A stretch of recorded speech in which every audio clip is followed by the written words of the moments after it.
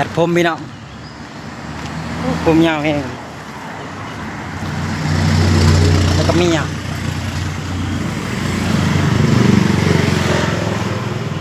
เมียก็จะช่วยพ้นหมอก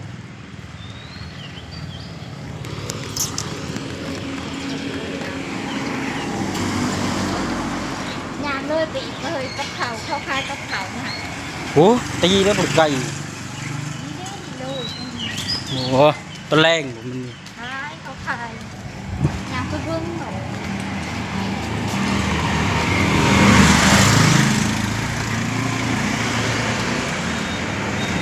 ตัดผ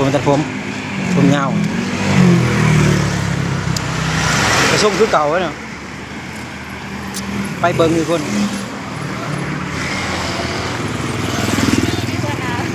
พอคอยจิตัด ทานคนอย่างอันนี้ค่ะ พอคอยจิตัดทรงผมยังไม่เบิ่งก่อนก็ดีกว่าไปเลย